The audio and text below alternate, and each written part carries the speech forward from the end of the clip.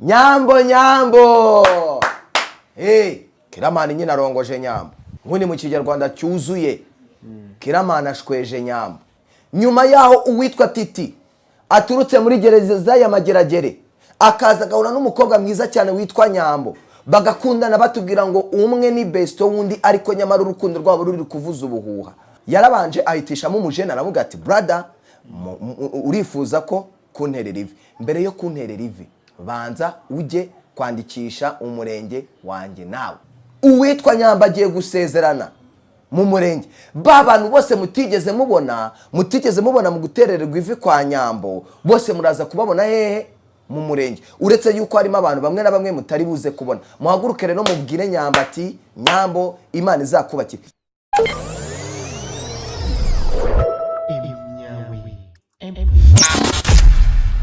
Bahaye ikaze muri Faketaringi, nitwa Mukandori Josiane Farida rero rikaba ariho ryavuye izina Faketaringi ni fa twakase. Faketaringi rero dutegura amafunguro, ni kampani itegura amafunguro mu birori byose, mu bukwe, mu manama, muri event izo arizo zose zifite abantu benshi. Faketaringi uraduhamagara twagufasha kwakira abashyitsi bawe. Tugira amafunguro meza, amafunguro yuzuye ateguranywe ubuhanga n'isuku nyinshi. Faketaringi rero dukorera Gikondo Majerwa, ariko icyicaro cyacu ubu ngubu kiri ku Ntara Arena ya Gisozi. Niho ubu tugiye kuba dufite ofisi. Umuntu wese dushatse azaga dusanga kuri ofisi ku Gisozi Urugano Conference. Ni Intare ya Gisozi, niho mugiye kujya mudusanga. Turi no kubakira aka cafe keza, hano wakenera kunywera ikawa iryoshye, wakenera gukoresha aga special kihuse, akantu kose wakenera kurya urutambutse. Abari aho ku Gisozi bari hirya no hino mwese mukunda amafunguro yacu, tubahaye ikaze. Ni karibu udushaka rero kandi usura imbuga zacu. Faketaringi turi kuri Instagram, turi kuri TikTok. Faketaringi ahantu hose uratubona. Nimero wahamagara rero ni 0788 44 00 cyangwa 089 03 931.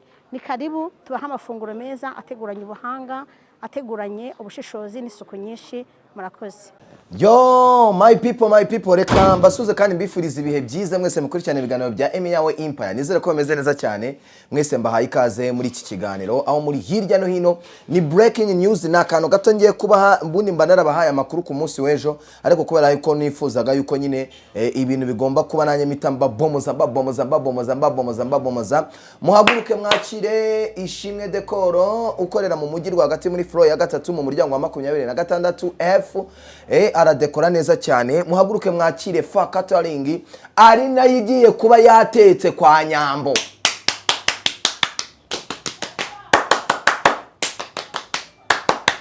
Muhaguruke mwakire Faketaringi, muhaguruke mwakire Faketaringi. Nigiye guteka kwa Nyambo, mbaza ngo kwa Nyambo bagiye kuhatekera iki? Nyambo bigiye kugenda gute? Nyambo byamugendekeye. Narababwiye ati abakobwa biki gihe ntago bagishaka uduhungu tuza tuvugaguzwa. Ntabwo bagishaka abahungu baza bavuga ngo sheri ngo ndagukunda ngo ngwino ngo tujye kuryama. Ntabwo ibyo bintu bikibaho.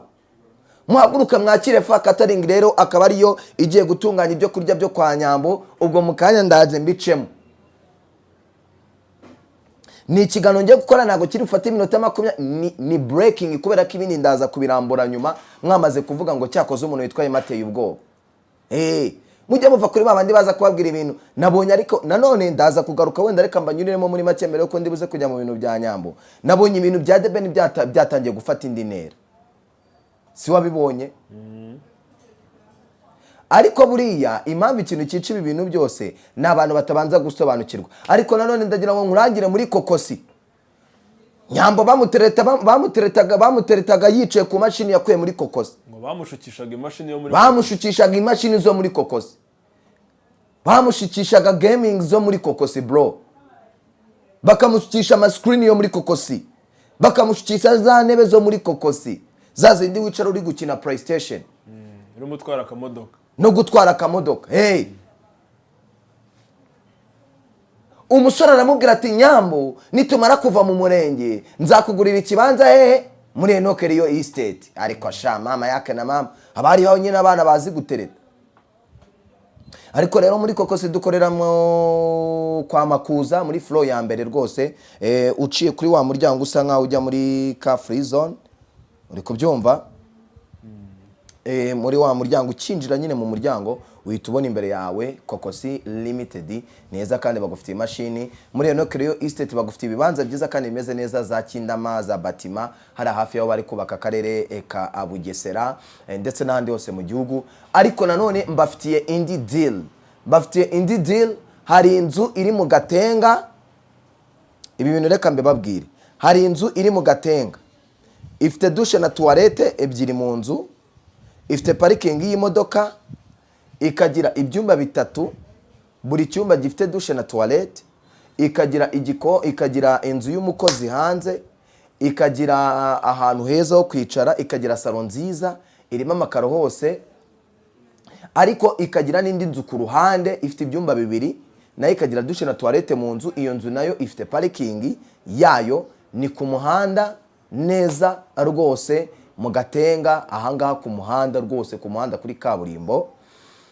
Iyo nzu iri ku gaciro ka miliyoni 100 zonyine z'amafaranga y'u Rwanda, ubwo ifatanye n'iyo annexe.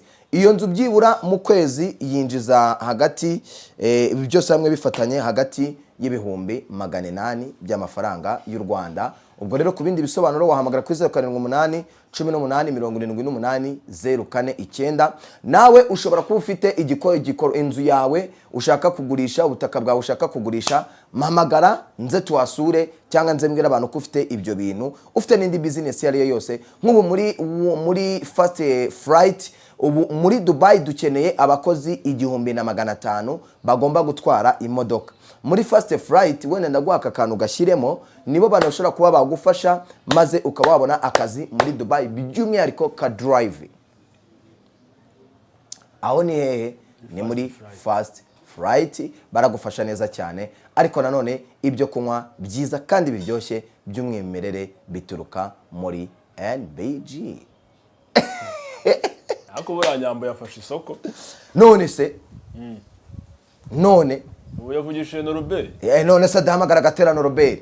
Ese udahamagaye boss no Robert wahamagara? Kereka ubwo ugiye muri fa. None se muri fa ko bataguye icyo kunywa? Ko muri fa bagukubita icyo kurya? Kandi kunywa kwiza kugomba kuba wariye, kandi kurya neza kugomba kurenza ko muri no Robert.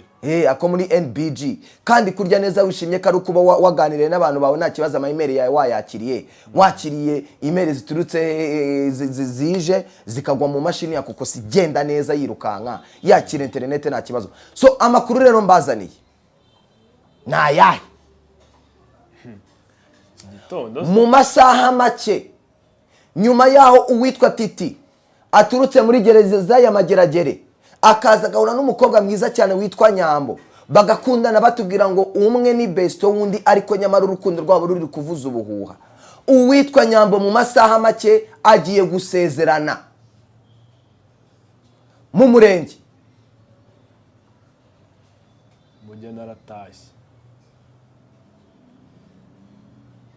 Uwitwa Nyambo agiye gusezerana mu Murenge. Bantu bose mutigeze mubona mu guterererwa ivi kwa Nyambo, bose muraza kubabona hehe? Mu Murenge. Uretse yuko harimo abantu bamwe na bamwe mutari buze kubona. Muhaguruke rero mubwire Nyambo ati Nyambo Imana izakubakira. Basore bakobwa muve mu bintu biraho. Ntago abakobwa muri iki gihe bagikenera abahungu bababwira ngo turabakunda.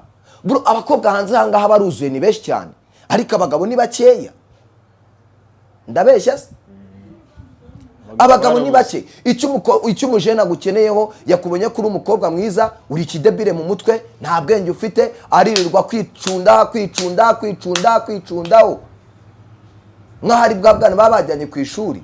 Ariko umukobwa witwa Nyambo aricara atekereza, aravuga ati ni gute umuntu witwa Tesi amfashije kujya Dubai, ngiye Dubai, mbonye uburyo uwitwa Shizomaniza mutereye ivi. Uri kubyumva bro? Mabonye icyana kimeze neza, uwitwa Titi arashaka kwirirwa yigira za ivi na ivi kubera iki? Nanjye ngo nahiraho. Nanjye nahiraho. Umujena turutse hehe? Dubai. Araje akoze iki imbere y'ababyeyi? buriya n'abajeni bake bapfa gutera ivi imbere y'ababyeyi.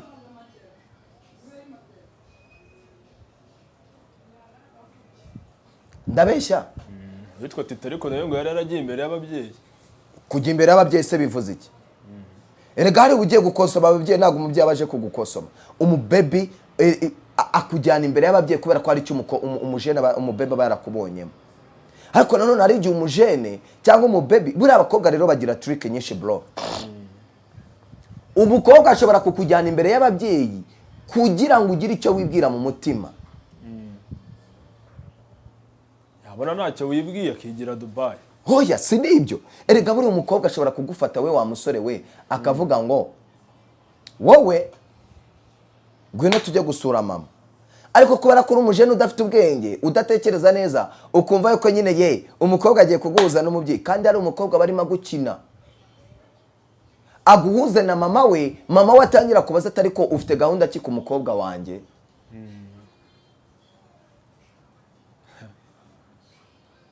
Ndabeshya se? Niko abakobwa bakora. Umukobwa akujyana imbere y'ababyeyi kugira ngo bigende gute? Mama we ajya goza ku nkeke akubaza atari ko wa musore we ufite gahunda ki ku mwana wanjye. Umukobwa akakwemerera yuko mu posting amafoto muri gusomana posting amafoto akuryamye mu gatuza ariko buri abarimo guteza abantu be abarimo guteza n'abantu bawe.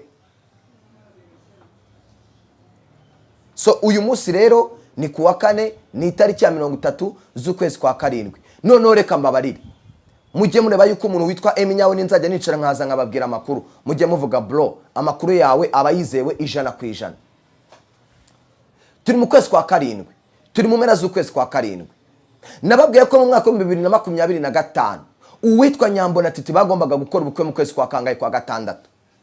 Mu kwezi kwa 12 bagombaga gukora ubukwe mu kwezi kwa 12 2025 mu mpera z'ukwezi kwa z'umwaka wa 2025. Uwitwa Titi bivugwa yuko Nyambo umuntu yafasha muca inyuma ari nde? Ari Titi. Kuko Titi niwe bakundanaga. Ahubwo kubera ko Nyambo ni umwana ufite ikinyabupfura kandi ni umwana ubushaka ko ibintu bye bigenda gake gake. Nyambo yatangarije kwa Sabeka afite sheri. Haca mu kwezi kumwe musubire mu biganiro witwa Nyambo yakoze. Haca mu kwezi kumwe Nyambo isabereka ibyivi.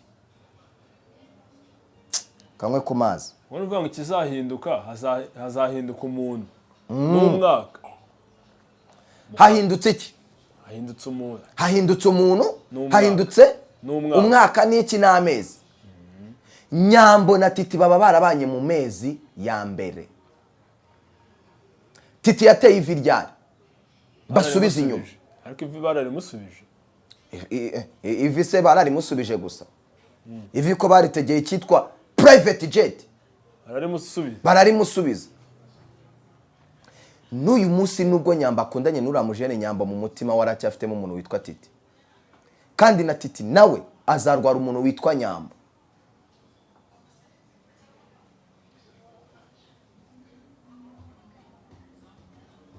Umuntu witwa Titi araza kurwara umuntu witwa Nyambo. Aramurwara bro. Do izina ry'Imana mu ijuru.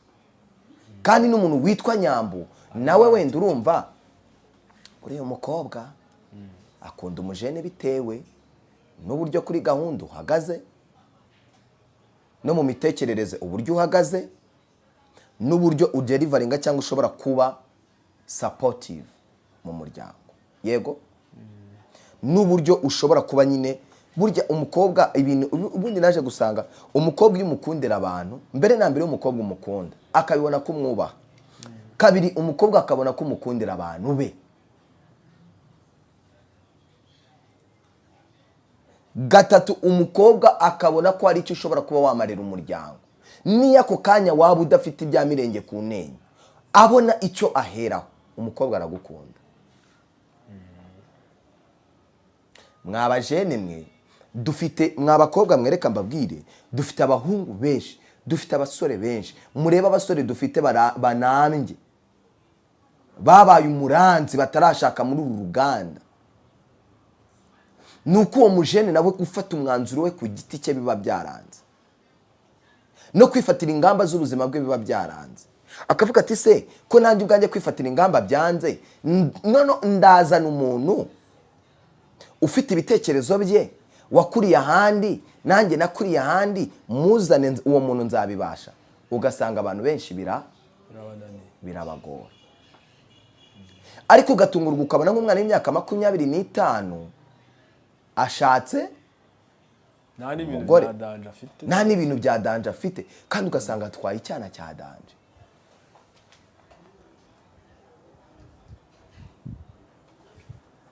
Mutekereza, mujye mutekereza nk'inshuro nka zingahe. So rero uyu munsi uwitwa Nyambo imyaka aragezemo ni imyaka ingahe? Njyewe bwa mbere Nyambo mutereka kuri kamera, bwa mbere Nyambo nge mwiterekera kuri kamera, Nyambo ni yarabuze imyaka hafi 21 afite. Hadacaye hafi imyaka ingahe? Kandi niba arafite imyaka 21, hagati y'imyaka 21 na 22, deja uyu munsi nimba naramuteretse kuri kamera afite iyo myaka muri za 2020, haciyemo imyaka ingahe? Imyaka 6. Umukobwa agize imyaka 28, nimba atari muri 28 ari hagati y'imyaka 26 na 27. Deja umukobwa ageze mu myaka 27 aba arimo agenda asatira kugumirwa. So bivuze iki? Titi uri mu myaka 30, uri mu myaka 28, kandi ntabwo umukobwa buri umukobwa w'imyaka 27 n'umuhungu w'imyaka 28, abo bantu baba benda kugira ibitekerezo bimwe. Umukobwa ngo abakurushaho gato. None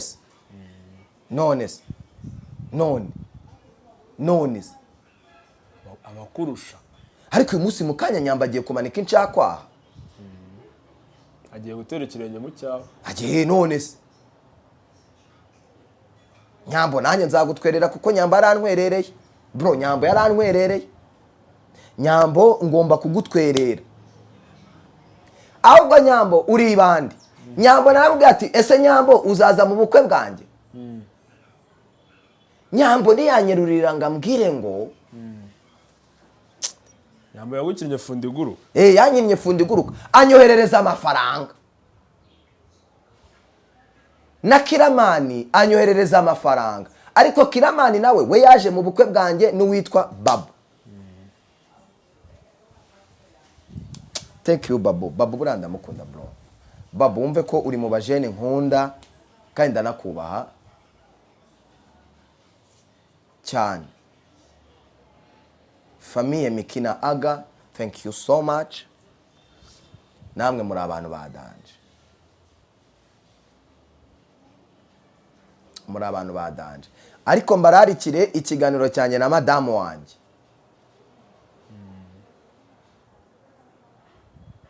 Cyanye na madamu wanjye tuzagikora soon as possible kabisa. Nibararikire. Ariko inkuru nari mfite mu kanya Nyambo agiye kujya mu Murenge, Nyambo agiye kujya gusezerana ivanga mutungo. Ahubwo bari kujyayo. Ubu ngubu oya ari kwambara. Ari kwambarira muri Ishimwe Decor. Nyambo buriya rero reka mbabwire, uzi yuko buriya Hakimu nzakakunyuriramo rimwe na rimwe, nzakora ikiganiro gisobanura wenda madamu yavuze urugendo rwanjye nawe, ariko hari ibintu atigeze avuga. Uzi ko buriya ngiye nifuzaga gukora ubukwe mu kwezi kwa 8. Kutugiyemo nese byagenze bite? Ariko murebe kuntu abakobwa baturusha ubwenge. None madamu wanjye akambwira ati nge ntabwo nshaka gukona twakora watera ivi mu kwezi kwa 2 ngo dukore ubukwe mu kwezi kwa 8. Uratera ivi mu kwezi kwa 2, mu kwezi kwa 3 tujye mu Murenge, mu kwezi kwa 7 tujye hehe? Mu rugo. Rero hari umushiti wanjye mfite wagiye mu Murenge, urumva? Ajya mu bukwe mu kwezi, yagiye mu Murenge nko mu kwezi kwa mbere, akora ubukwe mu kwezi kwa 12. Ibyo bintu rero bibangamira abakobwa. Kuri Nyambo rero yari afite target, yabwiye uriya mujene aramubwira ati ngewe kugira ngo nkwemerere yuko dutera ivi, nako uri buze gutera ivi, urabanza ujye kwandikisha Umurenge wanjye nawe.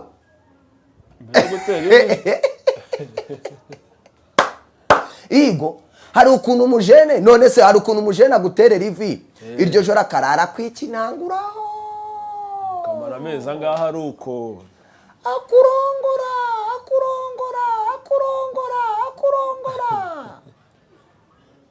bigarangirira mu kukurongora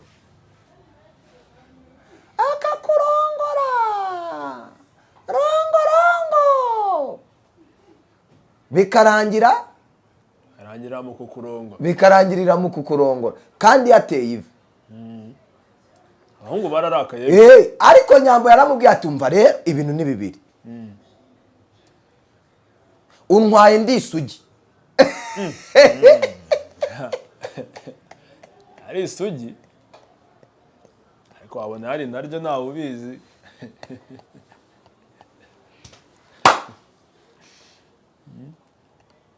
Nyambo bagiye kumukuramo ubusugi untwaye ndi isugi amashuka uzayajyana iwacu uri kubyumva ubundi mu kinyarwanda se subize ku bantu bazi umuco nyarwanda iyo umukobwa umurongo yari isugi amashuka yajyana iwabo nanjye narayatwaye da ubwo Nyambo bizagenda ute Nyambo se bazatwara ishuka imwe ko bazatwara amashuka yuzuye imodoka uriya mwana ni umukristo kandi araniyubaha Nyambo se wamwurira hari amataye uriya kakaba ariko gahinda witwa titajyanye ati twamaranye igihe kingana gutya mu bantu twitwa ababesto twaba turi imbere turi kumwe njye nawe ukanyita sheri ntabwo wabonye akavideo ka Nyambo na Titi basomana ku munwa harimo baririmba ngo za ozambe ozambe rero ntabwo abakobwa b'iki gihe barabamenye kwirirwa wikinangura ku mukobwa ngo wamutereye ivi ngo ubwo ako kanya ngo kubera ko ngo wamaze ko kwereka ko abantu ko umukobwa wamutereye ivi ngo bizatuma ngo igihe cyose umuhamagariye aza bakobwa muhumuke umujene aguterera ivi uyu munsi mukamarana ukwezi uri mu rugo kubera ko n'ababyeyi rero natwe b'iyi minsi babona abakobwa babo barabagumiwe aravuga ati bugumyaho uwo muntu wagutereye ivi turabibona ariko bamama bakobwa babyeyi mumenye yuko umujene aguterera ivi akirirwa kurongorera umwana akamugira ingoma y'abaporoso a few moment leta kabara ko gati yego none ugasanga ba bantu barashwanye ngo bapfuki ugasanga harimo bamwe mu bakobwa bari kujya kwiyahura ku nkundamahoro hako se kuki n'abakobwa bakijya kwiyahura ku nkundamahoro hari umuntu yerutse kumva yiyahura muri no myaka 2 ishize ra abantu bari bahaze kuri rizuba wakiyahura we ko mutakiyahura kuri rizuba wakiyahura ego man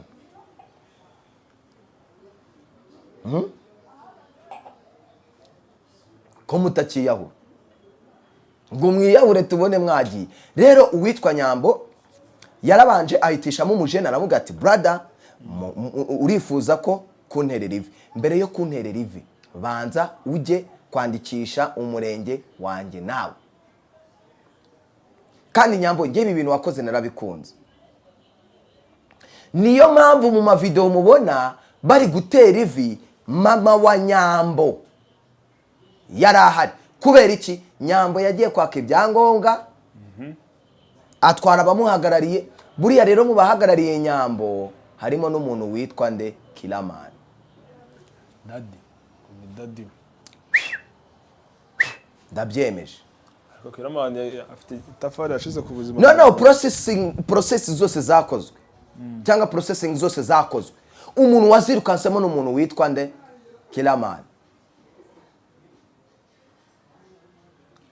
arongoje Nyambo Kiramani nyine arongoje Nyambo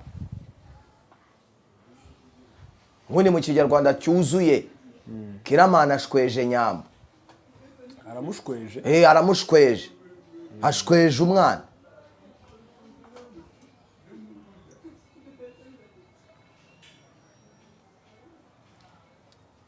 Nyambo Nyambo rero niko kantu nari mfite ariko ndaza kubaramburira ku rugendo urukundo rwa Nyambo n'umujene bagiye gukunda bagiye kubana ugiye kumubera umugabo. Ni umujene utuye mu gihugu utuye mu mujyi wa Dubai. Dubai murabizi ko atari umujyi nako atari igihugu, ahubwo Dubai ni umujyi uhuje biriya bihugu byose byo muri kariya gace. Buriya Dubai nayo iba muri Aziya, si byo se? Dubai iba muri Aziya ariko kikaba igihugu buriya ufashe Saudi Arabia, si byo? Ugafata Ubushinwa, si byo? Nyine kiriya gice cyose uretse Philippines n'izamo. Philippines se burizamo? Abanyaziya se buriya simbizi. Ufashe hari icyo bita United Emirates, nibyo?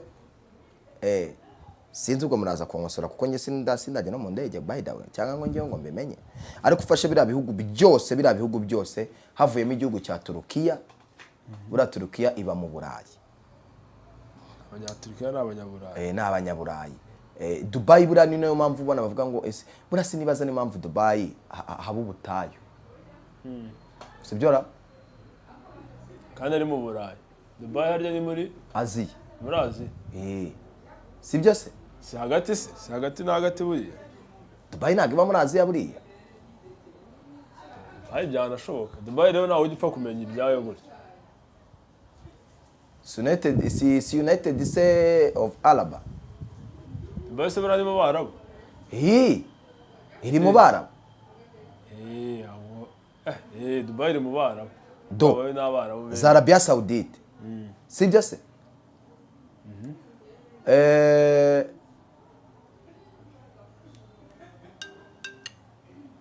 Harimo ibihugu byinshi. Buriya ni nayo mpamvu uzasanga buriya n'abaherwe benshi babitsa ubutunzi bwabo bwinshi za Dubai. Ibyo ntago mbizi, ataza kuvuga ngo mujye kwiga. Ibyo ntago bindeba, simbizi. Ariko uyu mujene aba muri Leta Zunze Ubumwe z'Abarabu. Ni umujene watanzwemo cyangwa se wahawemo pase Nyambo ubwo bajyaga guterera umukobwa witwa Tesi Ivi. Ariko bakaba bari basanzwe bavugana. Ariko urukundo rwabo barukonfirimye ubwo Nyambo yajyaga Dubai. None barukonfirima ubwo Titi yazanaga ibintu by'ubuzongo. So mu kanya gato muraza kubona amafoto acicikana ku mbuga nkoranyambaga agaragaza yuko uwitwa Nyambo yamanitse amaboko yasezeranye mu Murenge. Ngewe ndagaruka mu kanya mbaramburira. Ese wari uzi ko ibikoresho bya electronic hano muri Kokosi byose twabishyize kuri discount? Ngwino nongwereke. Ubu koko nonanabirwa gukoresha akamashini kawe kagenda bukeya. Proje ukayitanga mu minsi 4 wakayitanze mu masaha. Hano muri Kokosi twakuzaniye imashini iri ku mafaranga make. Iyi ni Lenovo Thinkbook G6. Ikafite 1 TB, ikafite RAM ya 8 ni 13 generation. Ifite na cores 14. Turayiguhera ku 1600 muri Kokosi kuri discount. Uri umwengineer, ukora muri office, uri editing. Iyi ni imashini yo gupagasa, Ikindi kandi izi mashini ubona hano muri Kokosi ziri kuri discount. Twandikire cyangwa duhamagare kuri zino nimero 078 71 95 425 cyangwa se ku mbuga nkoranyambaga zacu arizo TikTok, Facebook, Instagram wanditsemo Kokosi Limited.